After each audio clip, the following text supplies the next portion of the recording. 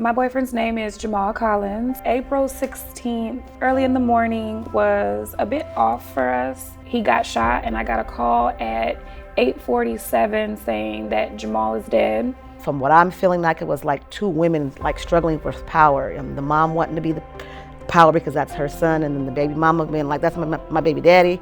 Jamal's condition was so bad that they said he would not be a functional person and that they should go ahead and donate his organs.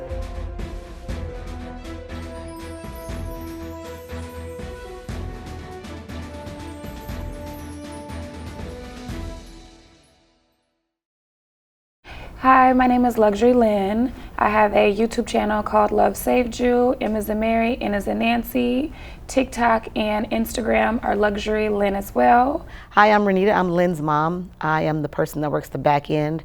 I'm the person who does a lot of behind the scenes stuff with Lynn and Jamal and Junior. I help them with their channel. I help them with videos. And then I also advocate for a lot of the barriers that we've had to do with living with Jamal. He's living with a traumatic brain injury, and there's a lot of barriers that we had to come through to get him adequate care, therapy, and to just get him to be able to live a normal life. And I'm kind of the voice of that. My boyfriend's name is Jamal Collins, and before he got hurt, he was an entrepreneur. He had his own painting company. He was a felon, so he was hiring other felon people, giving them basically a chance. He had a men's group that he was working on, and he was into poker. So April 16th, early in the morning, was a bit off for us. We normally eat breakfast, and we didn't have breakfast food. We had pizza, so I ended up making him a pizza. I was whitening my teeth. My son, he was about 1 at this time, and he was just around the house. He just learned how to walk. My mom and my boyfriend, they just taught him how to walk. So the day was just off. It made me wonder if when something is going to happen to a person, as your day normally don't go as how it's supposed to. So he was arguing with friends and family about a bag of jewelry that was missing, and he was calling, trying to figure out what was going on with it. He was really irritable. He ended up eating, and then he left and went to go argue with more family. He called probably around 6 o'clock, more calm, apologizing for just being irritated. And at 8:45, he got shot, and I got a call at 8:47 saying that Jamal is dead. It really didn't register at that moment. I called his phone, and that's when it clicked in, like, okay, I think Jamal is really hurt. I have my son. I walked upstairs. I grabbed my car keys. I walked upstairs. I gave my mom my son, and I ran out the door telling her that Jamal has been shot, and I think he's on Newton, and I flew to the location, and the cops and the ambulance were already transporting him to the hospital. On that day, after she told me that Jamal had got shot, I have another gentleman that calls me kind of like mom. I'm like his play mom. I help him do stuff. And I called him and I said, hey, are you over north? And he said, yeah. And I said, hey, I just heard that Jamal got shot over on, I think it was Emerson or something. Can you go over there and check? He's like, I'll call you when I get there. It wasn't a minute later he called me. He's like, they're putting him in an ambulance right now. I don't think he made it. I said, well, please wait there for my daughter. Don't let her drive. She's going to be hysterical. Just please sit there and wait until she gets there and go with her to the hospital. He called me when my daughter arrived. They went to the hospital. He had beat me there. He seen me. He was like, hey, I'll drive your car. So he parked his car, got in with me. I got in the passenger seat, and we drove to the hospital. When we pulled up, there was about 3 to 5 people outside. They're like, hey, this is the wife right here. The doctors came to me, and they said Jamal got grazed in the head, and he got shot in the chest. So I was like, okay, not too bad. So one of his friends were there, and they said, you should go move the car from the scene. So me and DeMarco, we got in the car that we were in, and we went to the scene, and we took my other car. When we were on our way driving back, the hospital called, and they said that he was in surgery, it wasn't looking good, and they needed to get the approval. So I gave them approval, and they were just like, it's like it's a 1%. Like it was really bad. That's how I knew that he had been shot in the head and not grazed in the head.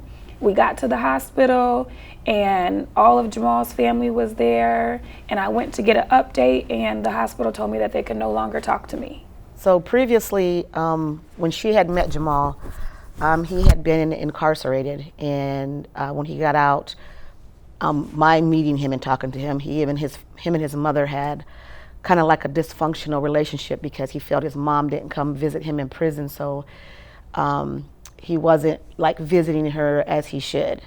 I became friends with his mom and invited her to my house because he was normally at our family functions for like Christmas and holidays. She was coming over. Her and my daughter got along very well. Everything was fine until the day he got shot. The day he got shot, from what I'm feeling like, it was like two women like struggling for power. The mom wanting to be the power because that's her son, and then the baby mama being like, that's my baby daddy, I want to do this. It was kind of like a struggle of power of who's going to tell what's going on. Jamal's condition was so bad that they said he would not be a functional person and that they should go ahead and donate his organs.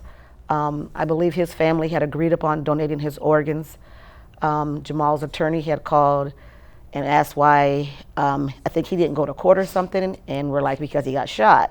And he was like, well, what is going on? And we're like, we don't know because the family won't give my daughter an update. And he's like, what do you mean they won't give you an update? She's the power of attorney. She can get that update. That's when we got the power of attorney paperwork. She took it to the hospital. And after a couple of week or two, it was during COVID, remember, so we weren't able to go in, but his mom would not allow her to visit Jamal or see him. And the day that they were doing the donation, his organ donation, she was able to go to the hospital and take the paperwork and stop the organ donation. So I had got a call saying I need to come say my goodbyes to Jamal. And I drove up there, I had the paperwork, and I finally got to see him for the first time, not on the FaceTime. So as I was getting ready to leave, the doctor came out and told me and his mom, hey, where are you guys going? We're supposed to do the conference call. So his mom said she thought it was supposed to be on the phone and not in person. So he let her know, no, it's supposed to be in person, and we need to go to this conference room. So we got into the conference room. She told the doctor that they needed to contact a cousin that was supposed to be making, I guess, an opinion on what was about to happen next. So the doctor called the cousin, and she was confused on me being there because she knew that the changes were coming. And the doctor, he was on the phone like, yes, I think that there is about to be some changes. And he proceeded to tell us, you know, Jamal's not going to get better. He's going to have the personality of our son being one. He's not going to be able to talk. He's not going to be able to walk. He's not going to be able to have a personality. He's just going to be a vegetable that's going to be there, and he has a brain bleed. So when he told me he had a brain bleed, for me, our son was born at 26 weeks, 1 pound and 11 ounces, and he had a brain bleed, and miracle baby, there's nothing wrong with him. So I was like, oh, I'm keeping him alive. Like, brain bleed, that's all I needed to know. And the doctor was like, it's not going to be that easy, but for me, I was set. I was like, he's staying here. We'll do physical therapy, speech therapy with his son, and that's how he ended up. That's how we made the decision to keep him here. Was I turned my paperwork in, and I was there to put my input in. And then his mom, she was agreeing with me at the meeting. The people behind the desk at the hospital, I gave them the paperwork. They looked at it, they filed it, and it put me above the mom, and she didn't know at that moment. It was when he got to the hospital that they had told her that now I'm in charge, and that's when the roles kind of reversed, where her not letting me see Jamal at first, she kind of switched and started to be more nice because I think she thought I wasn't going to let her see him now that Jamal was at the hospital. But I didn't do that. It was just me and her on the list, and I just didn't put anybody else on it.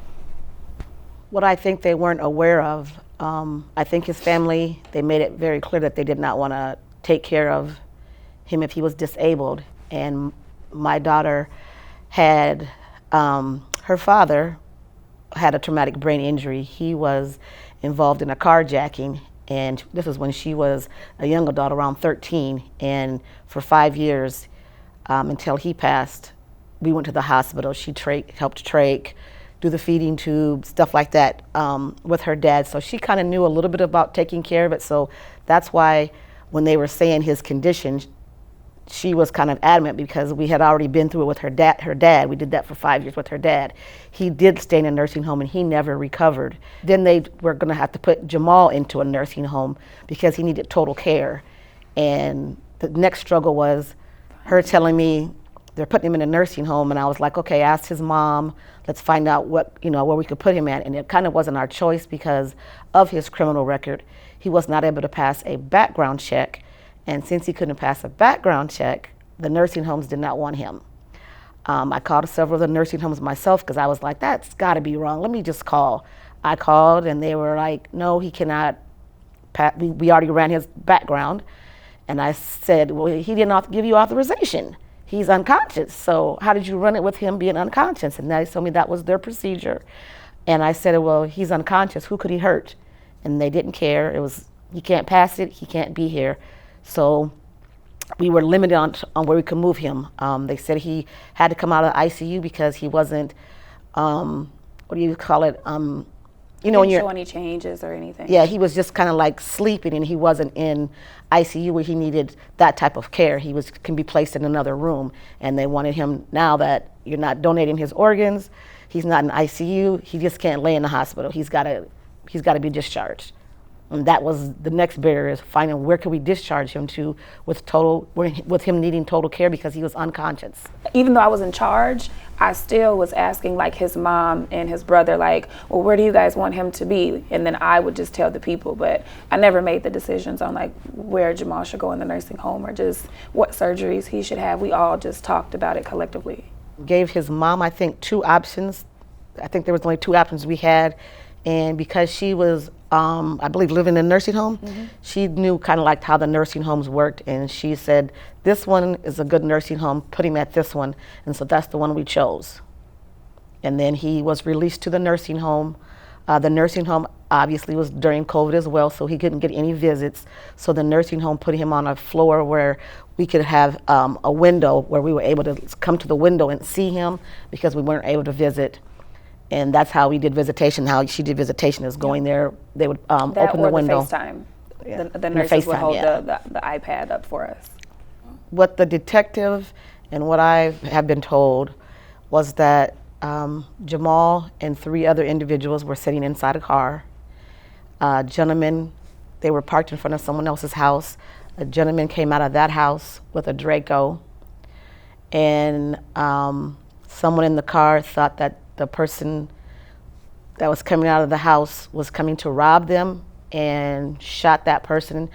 And then they tried to leave, and they were boxed in by another car or a truck, and they ended up driving off, and Jamal got out and ran. And they said when they got down the block, they heard a lot of shooting, and they thought that the gentleman who came out the house had injured Jamal. He got carjacked. He was driving his truck over on Lindell, I believe, and Franklin, over there by Mortimer's Bar. And I think he was with some friends, by Rudolph's, yeah, with some friends, got out of the vehicle. And there was a gentleman sitting on the sidewalk that said, hey, dare me to steal this car for $20. Yeah. It was kind of like racial. It was a white gentleman, and he got in. Matt got out, he went around the car, and the gentleman came from the back and got in. Matt tried to stop him, and the gentleman drove off in his car with Matt hanging on the door, and he knocked him into a parked car, and then he was thrown off, and then when he landed, they said he was just like sleeping. His friends blocked off the street so that he wouldn't get hit by a car, and that was basically when Mac was no longer Mac. He never recovered from being knocked off the vehicle. He suffered a traumatic brain injury. He laid in a nursing home for over 5 years until he passed away from pneumonia. They put a do not resuscitate, and he passed away from pneumonia. And then they recharged the gentleman for homicide instead of vehicular homicide. And the person, I think he did like 7 years. And during the time that he lay in the hospital, the nursing home, his brother and LaShawna and me were the main people who were coming and visiting him. So we were very familiar with hospitals, nursing homes that way. She was still a child. While he was at the nursing home, he woke up. And when he woke up, one day he pulled out his trach. He had been left unattended for so long that they had to take him back to the emergency room for them to put the trach back in. That's when they called me and said, he's at the hospital. And I asked them why, and they said he had to get his trach put back in. And I was like, why? And they were like, I don't know. And I called the hospital, verified that he was there, and I called and told her, and then she went to the hospital. And after her visiting and stuff, I went into kind of like mom mode and was gonna sue the people. Why did they put the trach in? Why was he left unattended? And then the bigger picture was really, how is Jamal? I called the hospital and I spoke to the neurologist and I said, you said before like he had no brain activity and that he would not wake up. He woke up. Can you do a brain scan to see, what kind of brain activity does he have? He called me back about 2 hours later and said that they did the scan and that he had a brain infection and that if he would have been left at the nursing home, he would have passed away due to his brain infection. So they started treating that immediately. My daughter started going to the hospital and she started caring for him while he was there, learning how to care for him because she made the decision that he wasn't going to go back to the nursing home, that she was going to bring him home. And he came home in July. He got shot in April, and in July 8th, he was at our home. Yeah, I did training at the hospital, 8 a.m. to 8 p.m. I was there almost like a month, really, learning how to do the trach, changing him, making sure that I turned him, just everything. I ended up raising money to get like a medical bed and get everything we needed that was in the hospital. Yeah, we did a GoFundMe. We raised $2,000 and we were just trying to get everybody to donate wipes, t-shirts, socks, beddings, just anything to make it easier for when he came home. Right. We were pushing for July 4th because of 4th of July, but he ended up coming a couple days later. He had a medical bed and everything. So we had a hospital in my home. Yeah. Basically, I created a room. I tore up the carpet and put in flooring, and we had a hospital. We had a hospital room in my home, and that's where he stayed at. We had licensed nurses, RNs that came in, physical therapists, everything, and worked with him and gave him the treatments. And then she knew stuff, and then she was training me as a backup because she also had a 1-year-old. So we just had people coming in and out of our house all day, caring for him for a while, until we were able to do it on our own. He's not in any pain. He's not on any medication. He didn't come home on medication either. Yeah, he did. He had not like for pain or anything like that. Well, he had the stuff for his head. For the infection for his brain, he was supposed to take a shot at 9 a.m. and 9 p.m. And the first day, the nurse didn't even come. And it was like 8:58. I didn't see her outside. So I had to start doing the medicine. And stuff that she was supposed, she was on the RN. Yeah, they were supposed to do it.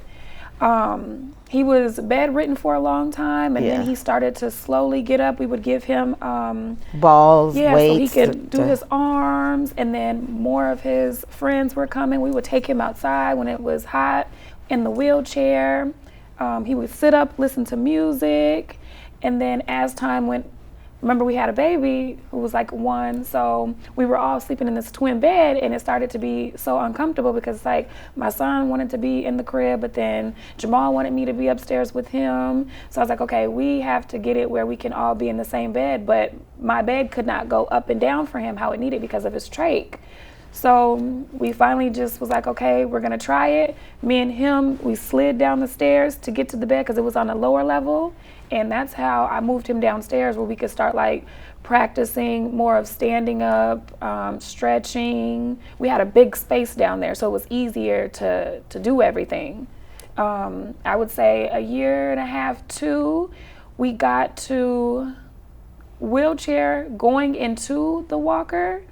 Now we're in 3-4. We went through 3 different walkers. He had a fast walker, he has the regular walker with the balls underneath, and now we are on year 4, and we're working on walking. He can stand up, but he's working on limping as he's walking, but he's really scared he's gonna fall because of his head. He has to learn shapes, colors. I think he can spell his name. We work on. He's had to learn everything. He had to learn everything all over again. Like, he had to learn how to eat again. He just had an eye surgery, so he was seeing double, and green and purple. I think green and purple were 2 colors he couldn't recognize. He kept getting them mixed up. So cognitively, it's the brain is tricky. You can ask him about, hey, I can roll dice, and he knows how to count the dice. He knows how to do math very well. But if you say, Jamal, say, pat your head, stomp your feet, and clap, he's not able to follow those instructions because of his memory. And then he also is working on his letters, his colors, his shapes, learning how to read. You know, he has a phone, he can text a little bit because the text gives you a pretext when you start certain conversations, so he is doing that. He is still paralyzed on his right side. He has paralysis. So, like, even eating, you have to cut the food up small. You'll see him pushing it down to the other side of his mouth. He has lost muscle mass, so he holds his arm out like this instead of holding it in, because he's lost muscle mass from when he was laying down. And then he also lost it on his back, and that's why he's not able to control the right leg. He's kind of got like a S instead of his body. Yeah, his body's starting to make a S instead of straight, because how he sits and stuff, because he puts all of his weight and all of his stuff on his left side. Mm-hmm. So now it's easy to care for him. Before, he was totally bedridden. He wore diapers. It was like changing my son and going to changing him. And then feeding my son, and then going to feeding him. And he had a feeding tube, and then I was pumping for my son. It was like going back and forth, making a time, and then still pumping every 3 hours, and then still remembering to do a shot at 9 a.m. and 9 p.m. And then some of the barriers back then were they are not married. The family did not come together like we should have, and focused on his therapy and on his healing journey. Instead, the family kind of like focused on what she was doing, and which left a lot of Jamal's care on me. She was young at the time with a child, so when we didn't have people in our home, there was things that I had to step up and do, and that's how he started calling me mom.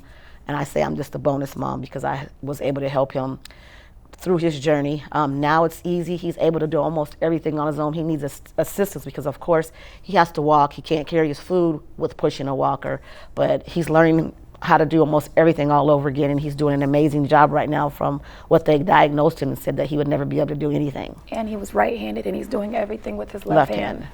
And he does really great. Feeding himself, putting his shoes on, showering, brushing his teeth. Driving. Yep. There's a viral video on their TikTok where he drove to Raising Cane's and tried to order the food. Yep, he couldn't pick our son up. Now he can pick him up, put him on his back, like just little moments that we weren't able to do before that we could do now. We just did a video 2 months ago to see if he could lift me up. He could finally lift me up. So he's getting stronger. Yeah, he's getting stronger. Now some of the barriers that he's having right now is being someone under 30. Most of the services, because he has a traumatic brain injury and he's living with it, are for elderly people. So like adult daycare, if we were to say, okay, let's go to adult daycare, he doesn't want to be around all the time elderly people. It's very hard for us to find stuff for him to do because of his age and his cognitive. You might find other, I did find other gunshot victims. Some of them can speak because he can't speak clearly. It's hard to communicate. It's hard for them to communicate with him. So it's kind of like, hey, he went here and he met somebody, but there is no communication. They're just kind of like staring at each other, or he'll call me and be like, what are they, what are they saying? What are they trying to say? So it's difficult to find people that are in the same condition as him, to keep him motivating with the therapy. That's probably our biggest challenge. Another challenge is since he was an entrepreneur, he didn't have health insurance. So he's on the state medical insurance that only provides certain things for him. Anything extra we have to provide out of our own pockets. Wheelchairs. Yeah. this extra therapy that we do at home. I mean, he has therapy 3 times a week, but it's only an hour each time, and he's not going to learn how to speak by just going to therapy 1 hour a day. We have to practice it at home. We have to practice walking at home, and if I buy other equipment off of like Amazon or other stores, we have to pay for that. He is the same Jamal, but he's not. As far as like his personality, he's still funny. He still jokes. He still be trying to talk his stuff. But if you know Jamal, you know like he's a protector, and he's not able to do that. He's more humble now. He was very cocky. Knew what he wanted. Knew how to go about it. Like she had said earlier, I don't know if you mentioned that he had started a men's group trying to help other men that were going through the journey of getting out of prison, couldn't find a job, finding a skill set that you could do to make money so that you don't go back to prison. He was really on that type of journey before he got injured, and still yet trying to leave the streets alone. But when you would see him in the streets, he was, like I said, very cocky and walk around with his chest out like I'm the man. And now he's more humble, where he tells just about anybody, I love you. And before he got injured, I didn't hear him saying that much to people. Now he tells everybody he loves them. He's become a hugger. I don't remember him being a hugger before. Me and him used to bump heads a lot about my daughter, and now them two are against me all the time. I gotta be her mom, his mom. I'm in the middle. I tell her, you did this wrong. So I'm mothering them, both of them, and then still trying to give him quality time, still trying to give my grandson quality time, still trying to give my daughter quality time, do stuff as a family. I don't want him to. He's normal. Yeah, I don't want him to feel left out, because before he was very into his family. He was around his family all the time, and because of the situation now, he's not around his family, so I don't want him feeling left out. So I spend a little bit more time with him doing stuff to make sure that he's getting some quality time with someone. He was like the head honcho of his family, and now that he's not able to do as much for them, they don't call upon him, where he's now calling and wanting to see them, and it's not being reciprocated. Yeah, and that's not normal for Jamal. Everybody knows that Jamal's like the life of the party. Everybody wants to be around him, and now it's changed. But then we got our amazing platform on TikTok, where we've got over 600,000 followers, and everybody loves Jamal. They are saying he's an inspiration. They're depressed. They're going through different life changes, and they get on there just to see him. Like, if he could do it, I can do it. If he ain't complaining, why am I complaining? You know, so he's found a whole different kind of purpose that I don't think he still understands. Right. Like, how many people are watching him, and when he goes out in public in different states, people are like, oh my God, that's Jamal, can I get a photo? And he's still shocked about it. Like, we're worldwide, you know? I think he's still trying to process it, but he's got a whole nother meaning now. So I have a little cousin who has been on TikTok. She's been on my TikTok since 2018 or something, and she's always been doing these little cute dances, and I've been seeing other people start doing it. So I was like, you know what, I'm just gonna make some little funny lip singing TikTok. So I'm just posting like casual videos, and then I did a video that went viral with my son and his dad playing basketball, and it got over 1 million views, and I was like, oh my God, like, these people love my family. And I'm really sensitive with it, because you know, people's first thing to get at me is to say something about his dad being disabled or handicapped. So when I seen how positive it was, I'm like, oh my God, thank you. We'll continue showing you guys more. And we posted, and then we went live. We've had almost 19,000 people on the live just watching me and my family. And we just continue to grow and grow and grow, and we're working on meet and greets. We've met so many amazing people. We got an assistant. She's reached out to celebrities for Jamal to meet. This platform has been something really good. Special. Like, if we need something and we let them know, they help us get it. There are a bunch of amazing people that just genuinely love her, love Jamal, and I just love it for them. And they're very, very helpful. I could tell you that they're very helpful. And he gets more love on there than he does from people actually here, you know, family, friends. Like, he could sit here and tell his story about him getting shot 20 times, and they're gonna listen every time. They're not gonna say nothing. They're gonna quietly listen. And here he can't get that. It's like, oh my God, it already happened. Get over it. You should be grateful that you're here. Why are we still talking about it? You need to move on. And it's like, how do you expect somebody to move on when they're still going through it? He just had eye surgery. He's just now being able to see straight without double vision. He's still trying to learn how to talk and walk. How do you want somebody to just wake up and say, okay, well, let me not think about something when I'm not even back to where I want to be? Life changing. Yeah. Life changing. Yeah. Again, if you guys would like to reach out or want to learn more about Lynn and Jamal, Lynn Mall we call them, you can find them at TikTok at Luxury Lynn Mall. 2 X's. Yeah, Luxury, LUXX. URYLYNN. And that's on Instagram as well. They also have a YouTube page. It's Love Saved You MN on YouTube.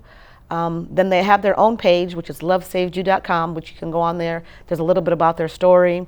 If you would like to contact them, you can fill out the contact form. We do respond. We do reach back out. You're able to donate on there. It also tells kind of like the things that we go through and why we need things, why we need help. It also explains that on there. There's also some merchandise that you can purchase on there. If you guys know someone who is also living with a traumatic brain injury or who have done gun violence, if you send us a DM, I will reach out to you.